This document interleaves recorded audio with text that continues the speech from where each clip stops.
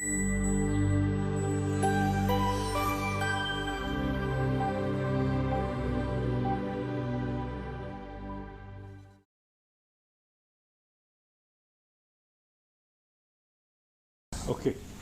so I think most of the lab are ISO, IEC 17025 accredited. So you must be aware about the quality management system. So as the topic is given for this particular workshop is related to the reference material. Reference material, as you know, that all the testing lab should have the reference material. So this topic has been assigned to me, and these are my discussion point, that the scope of the laboratory, how the procurement, how the CRM needs to be procured, what are the checklist, how to store, how to prepare, stock intermediate, labeling, then how to record, then checking of purity, then revalidation of expiry and disposal of the stock solution and CRM solution. So that what is the scope of the laboratory? That is the most important point, that what you are going to procure. That identify the scope of the laboratory. So what is your present scope, or what likely you are going to increase the scope, so that you can plan your shopping list, you can plan that which CRM, which chemical you are going to buy.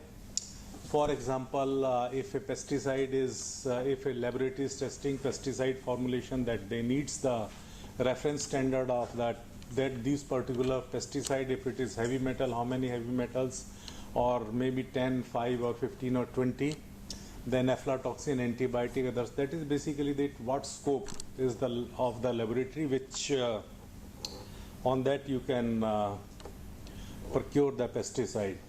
Now how to procure the pesticide reference standard.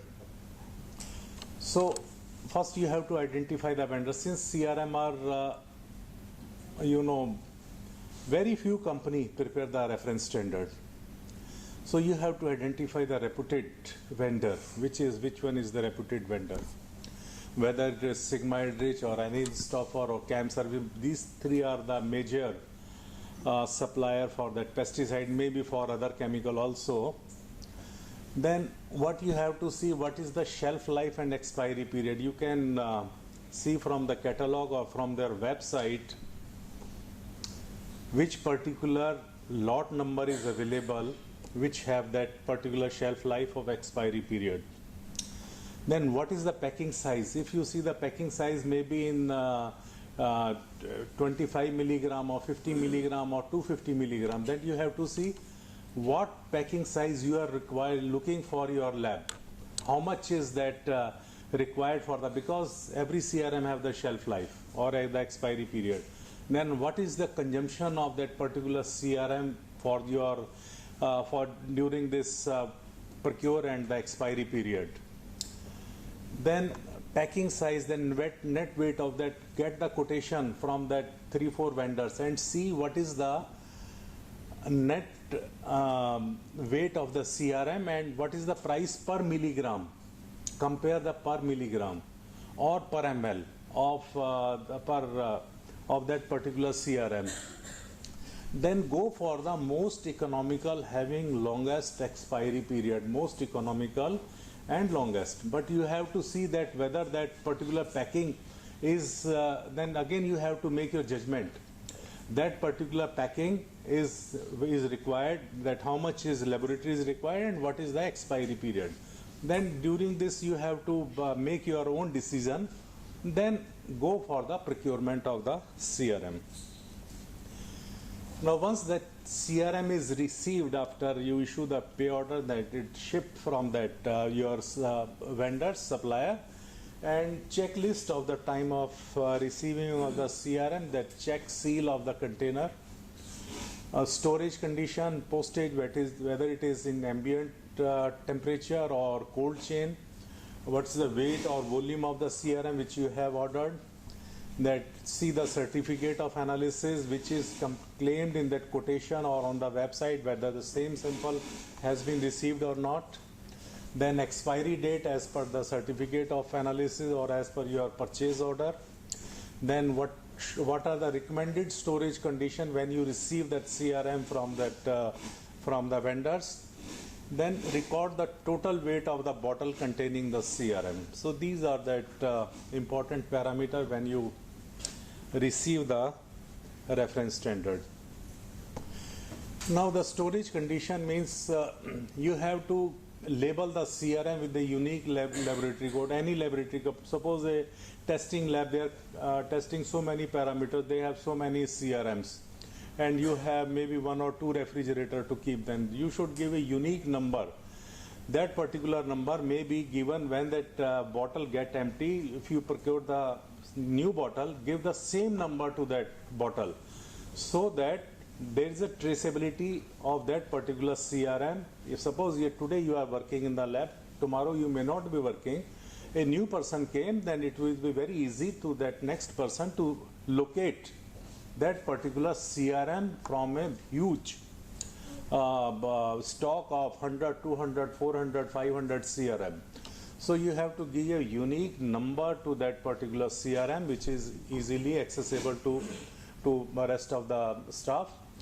Then put the CRM as far as reference, pesticide reference standard, we are keeping in a centrifuge tube, and then store at that respective number at deep freezer at -20 degree. How that pesticide are we are storing in that in our laboratory. How once we receive the CRM, it is put in a centrifuge tube, and inside that CRM is placed, and each has the number, unique number. This keeping in this is avoid the cross contamination, because if you open this, maybe some chances that it may touch with that another CRM, and possibility, there is some possibility, maybe 1 in 1,000, so that when you use another bottle, when you prepare your stock solution, it may have some cross contamination. This is all precautions that how we are keeping our reference standard to ensure the integrity and to avoid any cross contamination. This is how we are in our laboratory.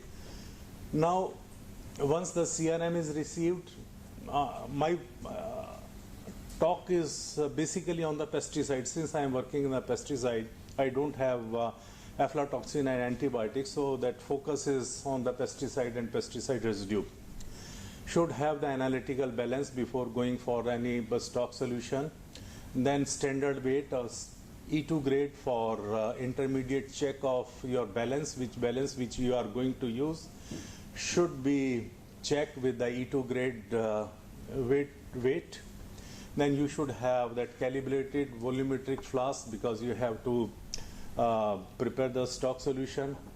Then the fourth step is transfer that CRM 12 to 15 milligram in 250 ml spatula when it is a solid, if it is a liquid with the help of a capillary tube. Why we have taken 12 to 15 gram in 25 ml, that I will discuss later on. Then dissolve in acetone minimum amount, because that sometimes the pesticides, most of the pesticides are soluble in hexane, but sometimes they may not be, so better to dissolve in minimum amount of your acetone and make it with hexane acetone for GCMS analysis. If that particular pesticide is going to the ILSI, then dissolve in methanol acetonitrile. The advantage of hexane acetone is if you dissolve in only hexane, it initially dissolve, but sometime it gives the turbidity during the makeup up to the 25 ml. So in order to avoid any turbidity, or so we are using hexane acetone. This is not listed anywhere. What our experience during the last 30 years, what we have learned. So that's why I am sharing. So this hexane acetone mixture is used for GCMS analysis, and methanol acetonitrile for LCMS. So again, the labeling of the stock solution. Once you prepare your stock solution, then again the lab ID number, same number which is given to the reference standard which you are keeping. Suppose 20 is given to malathion, so the stock solution will be 20 for that. So that you have the traceability how to locate that particular stock solution, intermediate solution or working solution. Then what's the name of the pesticide? You have to give the name of the pesticide. What is its concentration? It is ppm or microgram per gram. Then which solvent is used for the preparation, whether it's hexane, acetone or toluene, acetonitrile or methanol, which solvent, and what is the date of preparation. These information should be there on your stock solution, so that in case of any you want to check that everything should be on the label. Now what we are doing, we are preparing 400 ppm of the stock solution for our routine analysis. This is one of the examples. Suppose a pesticide has 98.5% purity and we have taken 0.0123 means 12.3 milligram. As I had mentioned, 12 to 15 milligram. So this is about 12.3 milligram, because randomly it is transferred. It may be 12, it may be 13, it may be 14, but it cannot be always 10. So most of the lab I visited, and during my audit, I find that they have transferred exact 10 milligram or 5 milligram or 20 milligram, which is, I don't think so possible practically. So whatever is transferred, about that weight is taken and it is multiplied by 10 raised to power 66, that is microgram. Then this is 98.5%, this is purity, divided by 100 divided by 25 ml, it gives 484. Always when you prepare, you will have such kind of this figure, not exactly 500, not exactly 400, because you cannot transfer exactly the weight. So for preparation of the 400 ppm in 25 ml, there are two options. One, that some 20 ml from this solution is transferred into another flask, then make up to the 25 ml. Or second option, take out some 4.36 ml from this 484 ml and make it to the 25 ml. You have the two options. So from our past experience, we have seen it is better to take out 4.36 ml from your stock solution and make up to the 25 ml.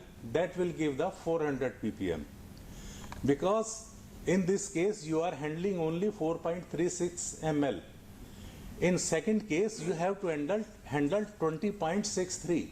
So the possibility of the error will be much more.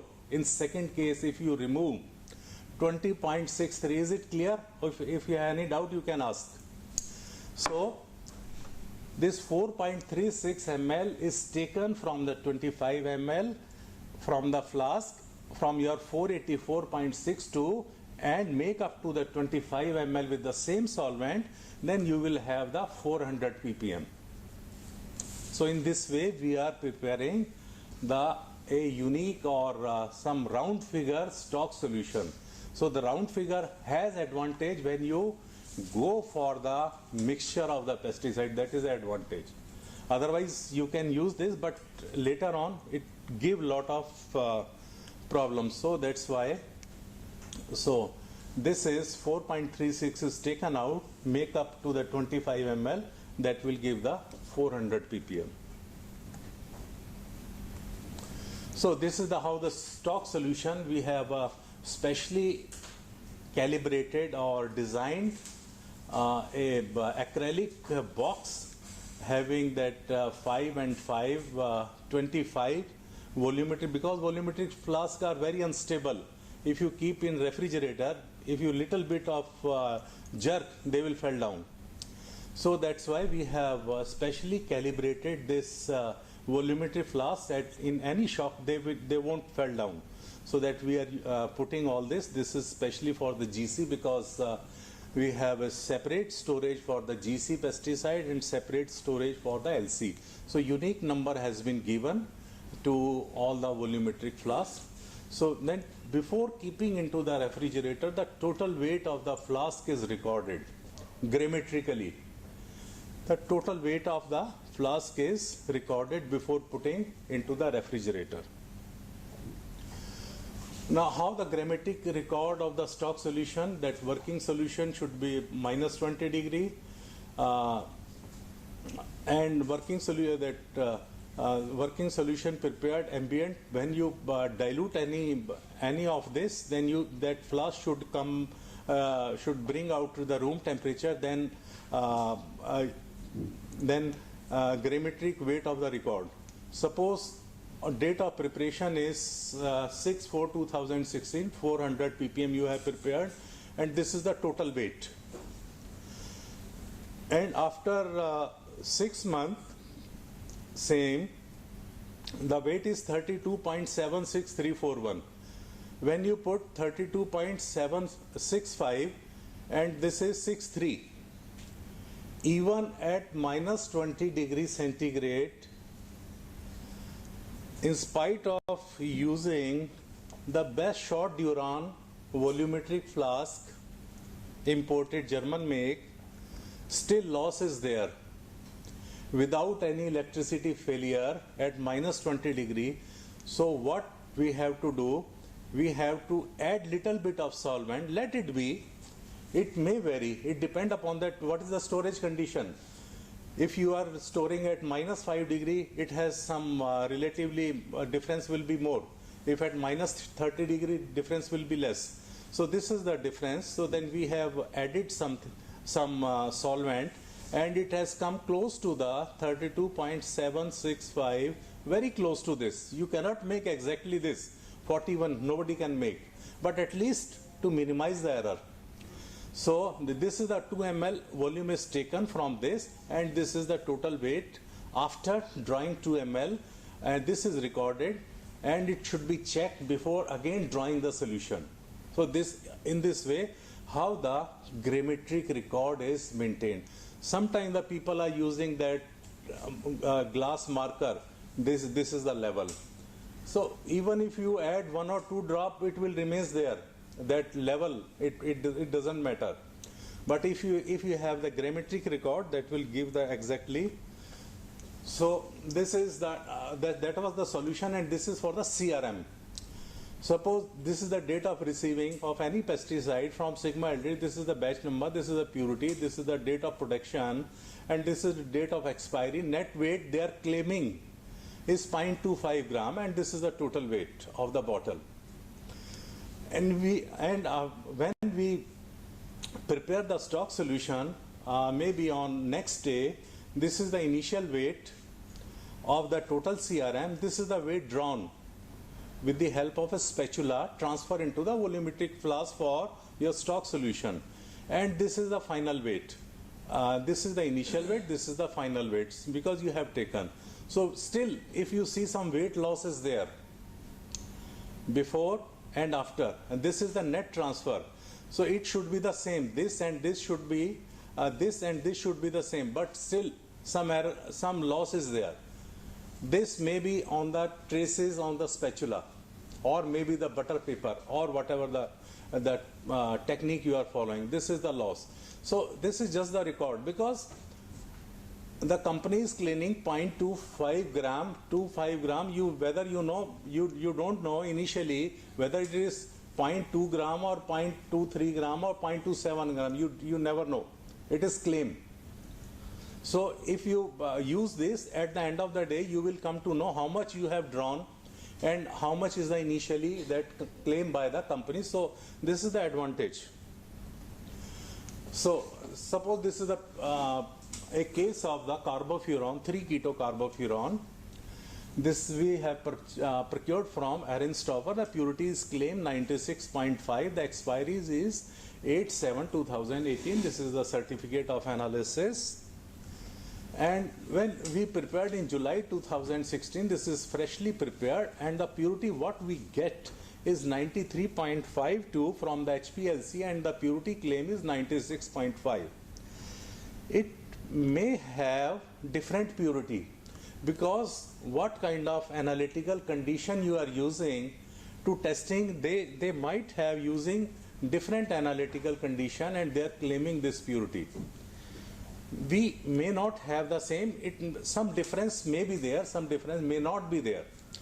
So this is the immediately when we prepare our stock solution, it is diluted to maybe 100 ppm or 200 ppm or 50 ppm, and then it is run on the HPLC, and then this is the purity what we are getting, 93.5, 93.52. This is in the month of January 2016.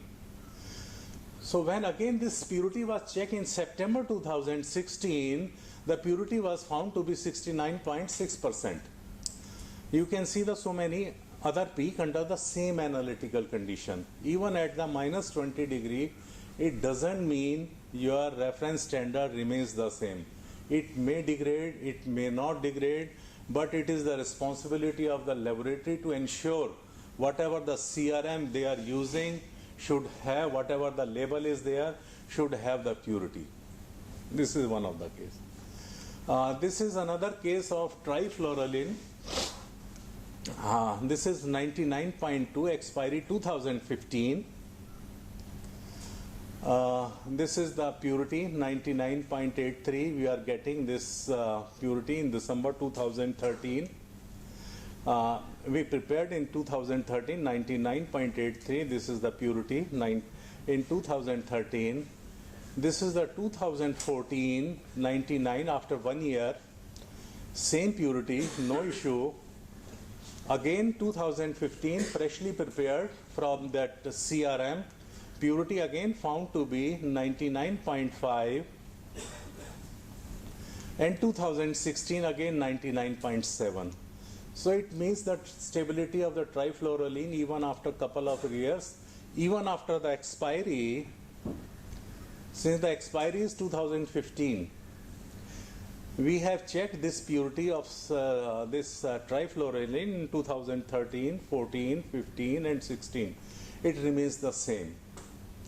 So now my question is, as per the COA, certificate of analysis already expired, but as far as the purity is concerned, it gives that same purity. What will be your decision? Will you use this or you will throw it? Okay, we will discuss it just for you. Now purity check of CRM as carbofuran. This is that certificate of analysis. This is purity. Concentration is 100 ppm. This is the acetonitrile mobile phase. Flow rate this, wavelength this. This is the retention time, and you can see the you have to make this your Excel sheet, data sheet of all the CRMs. This is the purity in January. This is in September. This is for trifluralin, and you can have this purity 13, 14, 15, 16, and you can revalidate the expiry. But the thing is, you have to satisfy the audit team, and audit team will satisfy only if you have all the records of the purity check. Of course, it is not very well documented so far, but in the SANCO or SANTE document, they have mentioned that you can use up to 6 year, 8 year, up to 10 year. You can use, but you should have all the records of to ensure this is the purity of the CRM.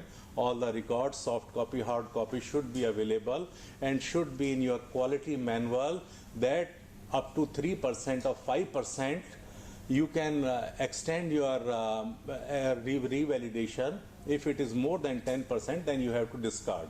So it is the policy of that laboratory how you are documented that revalidation of your CRM. Now the disposal of CRM estimate.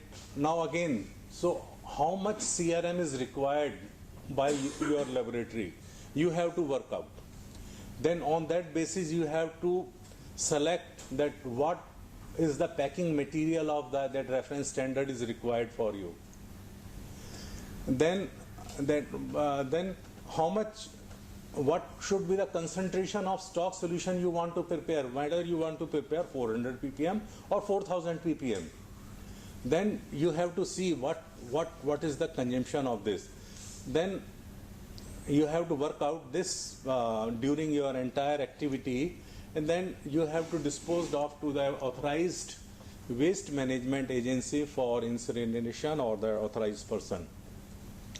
So we are regularly providing the training. So most of some of that participants have attended this. This is our laboratory, because I think one more lecture, that housekeeping of environmental condition of the laboratory. So it should be, you know, neat and clean. It should be easily accessible. Should be easily, freely accessible to the equipment or to that all the activity which are going on. There should not be any. In case of any accident, should be, you know, easily one can vacate the laboratory. This is our lab at IARI. This is another view. This is our GC single quartz presently we have. This is our LCMSMS. This is our GC ECD FPD. These are the training which we are providing, regular training program on residue analysis, that participants across the country, they are coming for this refresher hands-on training right from that CRM preparation. Because CRM is the most important part of, you know, any laboratory. So this that troubleshooting related to the equipment, that do's and don't by that company representative, they are explaining the use of this GCMS, then certificate of analysis. Now the generation of quality data, as you know that most of the labs are ISO 17025 accredited, so that quality data. So this our lab regularly participating in one of that, another lecture is on PT also. This is our result of that in 2013, that apple puree, our lab participated, reported 4 pesticides, and these are the results. And this is the European Union 2014. These are our result of the analysis. So this is again FAPAS UK 2014. These are on the cucumber. We reported 4 pesticides. And 2015 orange puree. So these are that our result of the analysis. This is the APLAC recently. These are our result. So CRM is your yardstick of any testing laboratory. So as you have seen that FAPAS result, because whatever facilities, whatever infrastructure, whatever equipment, whether new or old, if something is wrong, your yardstick, every time you will make the mistake. Then so CRM, you have to spend a lot of time. If some gap is there, arrange your CRM, make a record. Only then you will have that quality result. You have more confidence in your laboratory testing or whatever, because most are the export testing sample. Suppose you are testing here, something is wrong with your CRM, whatever you have done, you are honestly, but at the end of the day, you are giving the wrong result. So that importing country again tests the sample, then your sample may be failed. So this is my team at IARI, and thank you food safety, thank you EIC, thank you ILSI for giving this opportunity. Now open for discussion. If you have any question, you can ask.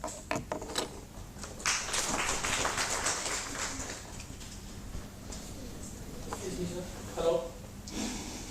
So in spite of using this hexane acetone, is there any drawback in using ethyl? You can use, no problem. You can use even hexane or toluene is mentioned as to preparation of the stock solution. But whatever our experience, what we have seen that stability in hexane. But if you keep at minus 20 degree, at room temperature, it may be okay. But if you keep at minus 20, minus 30 degree, that solubility may precipitate at very low temperature. You can use, no problem. Any solvent which you can inject in GC. Yes. How frequent should we do the integrity check for these CRMs? Actually, that depends upon that, as we have seen that for the carbofuranic within 6 months. It depends upon the stability of that compound. So once you have this particular compound is stable maybe for 1 year. So maybe annual, that is enough what we are in our lab we are following annually.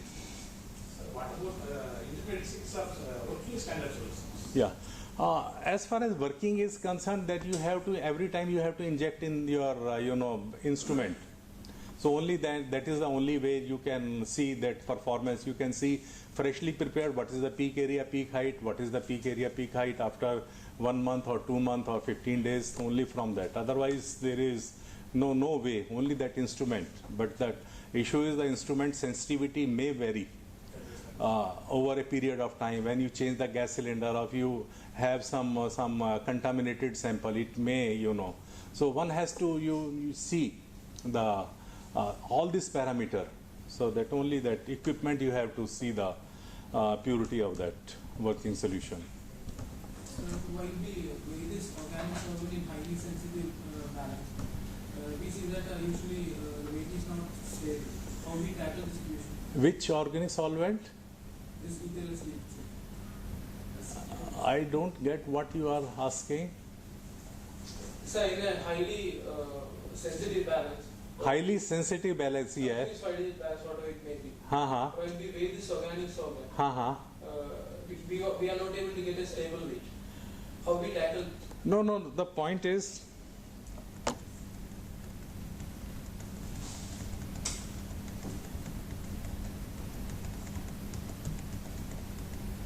yes. Prepare your solution, put the stopper, then weigh. Yes. While weighing, whenever you place a balance, be sure that there is no air draft. Yes, definitely. Yeah, never be. Yeah. If it's near any AC draft or there, you'll never get a stable result. Yeah, even that so many people should not be around the balance. Maybe 1 or 2. One is performing, and second one is recording, and third one is looking from maybe at least 3-4 feet distance, whether they are performing well or whether they are talking. Pardon? Yeah, definitely. That is the part of, of that. Yes. So I have a question regarding the extending the validity of Yes. expiry date. What are the international guidelines for accepting the recovery? No, presently no guidelines. As far as, of course, that we have raised this issue with that NABL, we are in the process to bring some guidelines, some documentation regarding this. Even at the international level, I have raised this issue. There should be some guidelines even after expiry. If there is no, suppose they have mentioned the storage condition at ambient temperature for 3 years, and you are keeping at minus 30 degrees. So there won't be any, degradation of the pesticide. So if you have this, so I think still there is a lot of work has to be done, some data has to be done, generated, so that some concrete decision or guidelines should be bring out. That needs. Now it is the laboratory to laboratory. Now presently we are generating our data. We are convincing during the audit, these are our data. We are able to convince the auditor. Excuse me, sir. Yes. Sir, regarding the standards, now normally most of the standards we are procuring from Sigma. Sigma is having 2 types of standard. One is the pestinal grade and another one is CRM grade. Now we are trying to switch over to CRM grade more. The issue is pestinal grade we are getting 100 milligram for around 5,000 rupees. But CRM it is 20 to 30,000 rupees for 10 or 20 milligram. So the issue is if you are switching over to CRM grade, it won't be economically viable for the laboratory to complete because it is not easy to maintain 100 or 300 standards. So one thing we need is what is the clear guidelines from the NABL regarding the standards? Whether we have to follow the CRM or the standard with the certificate of analysis. What we are doing here, we are looking what is the purity. That purity factor is taken into the calculation, whether it is a CRM or pestinal or any. So that doesn't matter. So that purity which is certified, whether it is CRM or Pestinel or Aristotle or Sigma-Aldrich Chem, what we are taking only the purity. That's all. So purity should be that that top means the conclusion of any reference standard. So that we can manage with the standards with the certified period. Yes, no And one more problem. thing is regarding that extension of the expiry date. Yeah. So even though if you are doing that intermediate size and we are establishing that its expiry can be extended, whether it is whether it can be approved by the NABL auditor, so we need a third party. Yes. Yeah. That is the That's the same question. You're repeating the same question. Yeah. So the point is still we are working in this direction. We will have maybe Venkateshwara, he may be coming maybe tomorrow or day after tomorrow. You can have discussion in this regard. So we are also, myself and Dr. Saxena, likely to visit NABL to discuss this issue, because overall it's a national wastage. Yeah, it's a huge money as well as finally polluting the environment. So there are two major issues. So if that can be handled, so I think that is the interest of the country.